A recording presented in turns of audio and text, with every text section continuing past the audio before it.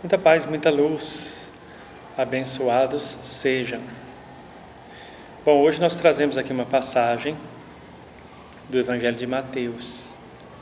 Aprendestes que foi dito aos antigos: não cometereis adultério. Eu, porém, vos digo que aquele que houver olhado uma mulher com mau desejo para com ela, já em seu coração cometeu adultério com ela. Bom, perguntaram, é uma musiquinha, né? Perguntaram para mim, o que quer dizer isso? Peraí, só de olhar para uma pessoa você já está cometendo adultério, se você, no caso, for comprometido, é isso?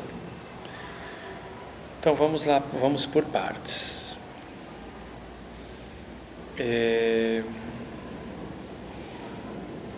Claro, nunca se esqueçam que as pregações de Jesus geralmente eram em aramaico. Há quem diga que os textos sagrados, há quem diga que há textos sagrados escritos em hebraico e há textos sagrados escritos em grego.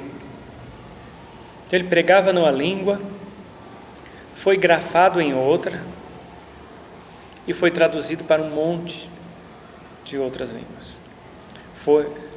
As escrituras foram traduzidas para um monte de outras línguas. Só de pegar do aramaico oral e passar para o hebraico ou para o grego escrito, já se perde bastante. Depois esses textos foram traduzidos para o latim, do latim para diversos outros idiomas. Mas tem algumas Bíblias, inclusive a Bíblia de Jerusalém, que eu gosto muito, tenho a minha. A tradução é feita direto dos textos originais para... Então, quem garante que são dos originais? E se já não foi... São de manuscritos. De alguma forma, os pesquisadores lá da Bíblia de Jerusalém, que é uma empresa chamada Bíblia de Jerusalém, digamos assim, é uma edição de um determinado fabricante de Bíblias. Dizem que esse grupo que escreveu a Bíblia de Jerusalém, que traduziu, conseguiu ir no original e traduzir para os demais idiomas. Mas será que era original mesmo ou era de algum manuscrito antigo da época que foi copiado do original? Então, assim, seja como for, se Jesus falou mesmo isso, aprendeste que foi dito aos antigos, não cometereis adultério, o fato de ter olhado para uma mulher com mau desejo, em seu coração já cometeu adultério com ela. Aí vem, o que era adultério, segundo a língua que Jesus usou. E como foi grafado o adultério nas línguas que registraram isso. Porque o que é adultério em grego pode não ser adultério para o latim, aramaico, hebraico. Mas vamos pegar o conceito de adultério que se tem hoje, então, e tentar ajustar ao conceito de adultério, que é complicado, tentar ajustar o que Jesus quis dizer. Consultando vários textos sobre teologia, vários textos sobre hermenêutica teológica, várias pessoas de diversas tradições religiosas e também entidades.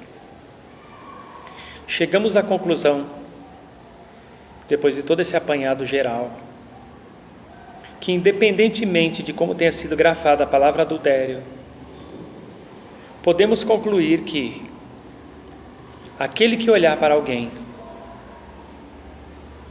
seja solteiro ou comprometido, e desejar esse alguém,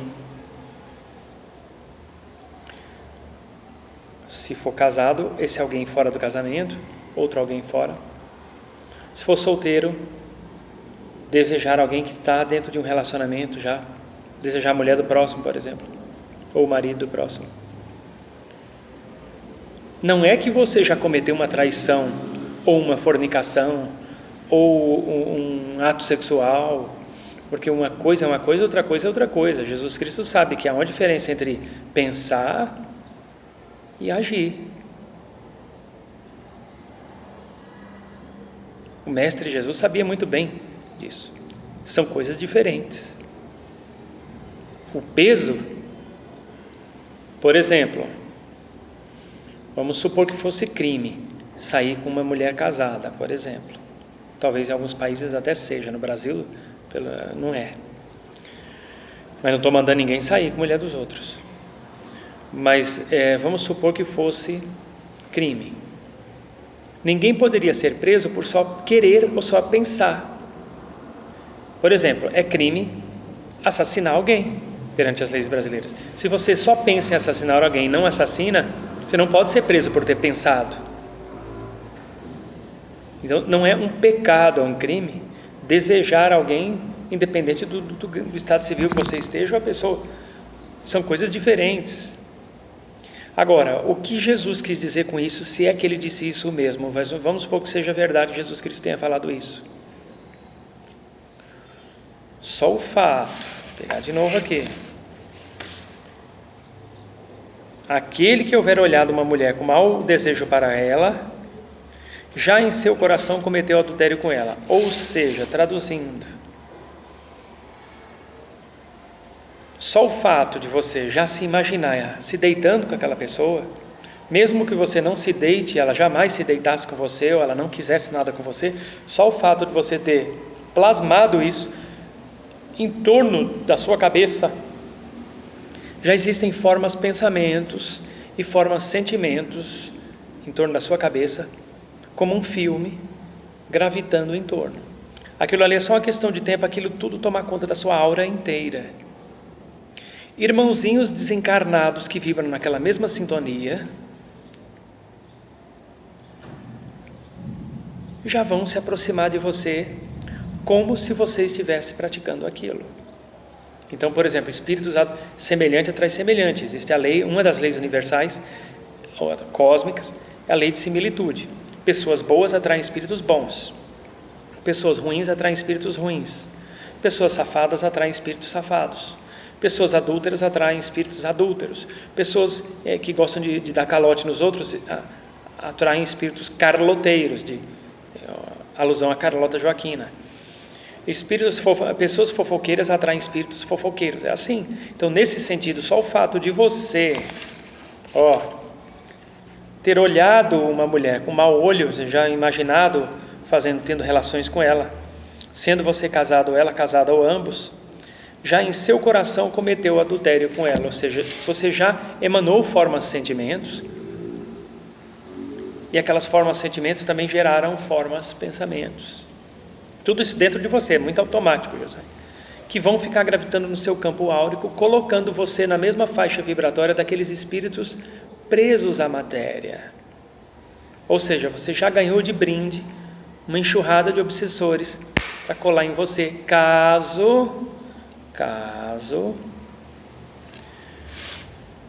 aí vamos entrar num outro assunto, né? Tá assim, já grudou o obsessor ali como se fosse um dardo, jogou e pegou. Não. Caso você não consiga de modo algum se desvencilhar deles. Em nenhum momento eu estou aqui defendendo quem pensa em sair com a mulher dos outros, não estou mandando fazer isso nem defendendo, ou com o homem dos outros, não estou defendendo, só estou dizendo que na medida que você quer isso, deseja isso, você já entra naquela vibração e você já atrai para perto de você espíritos deste quilate, adúlteros, espíritos presos à matéria, voyeurs, são aqueles espíritos que gostam de espionar e sentir prazer em assistir o sexo. Para eles aquilo é como se fosse uma cena real. Muitos deles não sabem nem diferenciar se você está se recordando de ter saído com aquela pessoa ou se você está pelo menos só planejando. O prazer que eles sentem é o mesmo, eles vão se acoplar a você. Agora, se você tem lá suas proteções espirituais, você tem seus cuidados, você, apesar de ser uma pessoa que, de vez em quando está desejando uma pessoa aqui, outra pessoa ali, você tem lá seus cuidados vibracionais, suas orações. Eu conheço pessoas que são pessoas que têm uma vida relativamente regrada, espiritualmente falando, mas de vez em quando elas têm seus arroubos sensuais ou de desejos. Isso não quer dizer que elas saiam praticando aquilo, mas elas confessam: eu sou psicanalista, eu atendo muita gente, olha, eu sou uma pessoa de uma vida de retidão dentro da minha religião, e cada um tem a deles, falam quais são, mas eu desejo, tal. Por exemplo, eu atendi um senhor outro dia, muito sério por sinal, homem muito entendido da palavra de Deus, um pregador até, não vou dizer de qual religião, e apesar de ter sua família muito bem numerosa, filhos feitos por ele mesmo, junto com a esposa, ele confessa o desejo que ele tem por transexuais e por rapazes. E nós estamos tratando que ele aprenda a lidar com isso. Quer dizer que ele vai deixar de ter esse desejo, mas vamos ensinar técnicas de sublimação, já estamos ensinando, já que ele não quer pôr isso em prática. Só por isso ele é um pecador por causa disso? Não. Só por isso ele está traindo a esposa só porque ele imagina saindo com... Não. Mas ele se coloca na vibração de espíritos que gostam daquilo. Mas como ele é uma pessoa de oração, dentro da modalidade dele, ele sai rapidamente daquela faixa vibratória e volta para a faixa vibratória que ele prefere estar. É nesse sentido que Jesus quis dizer: eu, porém, vos digo que aquele que houver olhado uma mulher com mau desejo para com ela, já em seu coração cometeu adultério. Ou seja, você já está vibrando nessa sintonia. Então, não faz muita diferença entre você sair com uma mulher casada ou pensar em sair. Os espíritos que você vai atrair para perto de você são os mesmos, tenha você feito ou não. Bastou pensar, já atrai. Se fizer, atrai os mesmos. Se não fizer, mas pensou apenas, atrai os mesmos. Entendeu? É nisso que ele quer dizer. Mas nós não podemos chegar e dizer assim: nesse país, por exemplo, é crime sair cometer adultério, só de pensar já cometeu um crime. Não. Nenhum juiz ia condenar alguém por só ter pensado. E muito menos Deus, que é justo e bom, jamais vai condenar alguém só por a pessoa ter pensado em fazer aquilo. Não. Os nossos pensamentos não são nossos. Quem disse que os nossos pensamentos são nossos? Os pensamentos que passam pela sua cabeça agora, nesse momento, não são seus. São como nuvens a passar pelo céu. As nuvens pertencem ao céu? Não, elas só passam pelo céu. Assim são os pensamentos. Então passou um pensamento na sua cabeça de querer matar alguém, ou transar com alguém que é casado, né? Esse pensamento muito provavelmente não é seu. Passa a ser seu também quando você esposa ele, quando você adota ele como seu e passa a regozijar com aquele pensamento. Aí ele passa a ser relativamente, entre aspas, seu também, mas não unicamente seu, ele continua sendo um pensamento universal, que assim como passa pela sua cabeça, passa pela cabeça de centenas, milhares de pessoas ao mesmo tempo, porque o nosso inconsciente é coletivo e esses pensamentos todos estão no inconsciente. Então não é porque uma coisa passou pela sua cabeça, ainda que você regozije, que Deus vai te condenar, até porque Deus não condena, Deus não julga, Deus não é uma pessoa como nós, Deus é uma energia, não tem cabeça, não tem tronco, não tem membro. As pessoas têm uma noção muito limitada de Deus. As religiões, elas querem, vamos comparar Deus ao oceano, e as religiões é uma taça de champanhe. Dá para você pegar o oceano inteiro e pôr numa taça de champanhe? Não dá. É o que as religiões querem fazer com Deus. E aí, detalhe, querem monopolizar Deus. As religiões querem monopolizar Deus, querem monopolizar Jesus Cristo. Tem religião que quer monopolizar os orixás só para elas. Se um budista quiser no culto dele cultuar o orixá, ele pode. No meio de um culto budista, terminou de rezar a sutra, vamos cantar para Oxum, por exemplo. Pode. Está misturando as coisas. Não está misturando, tudo está interligado. Não está misturando. É você que separou as coisas que nunca puderam ser separadas. Entende?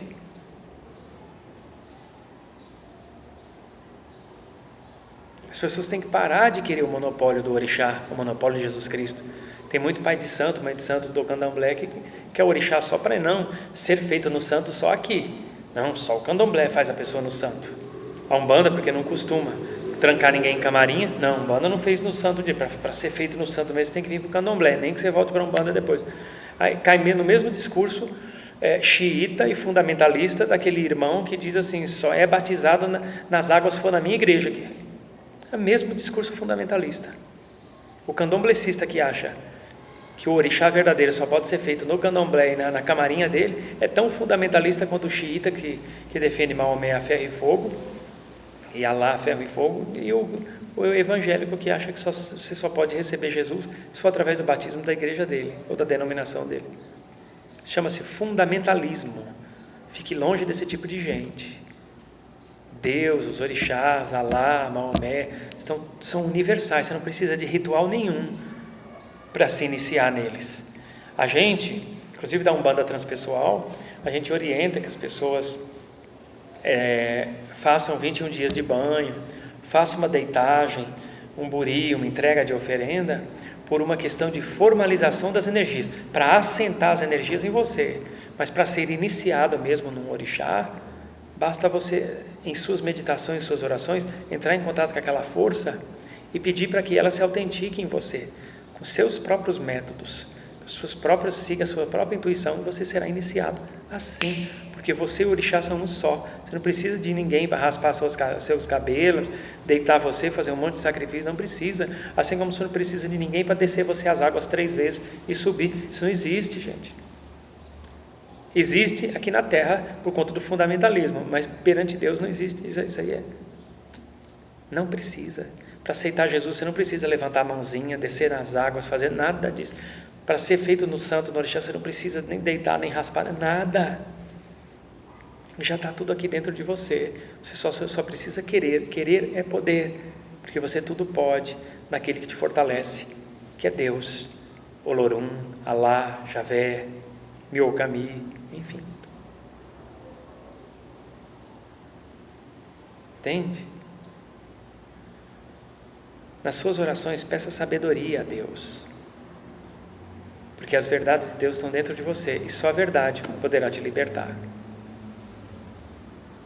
Deus lhe abençoe, muita paz e muita luz, e até a próxima oportunidade, se Deus assim nos permitir.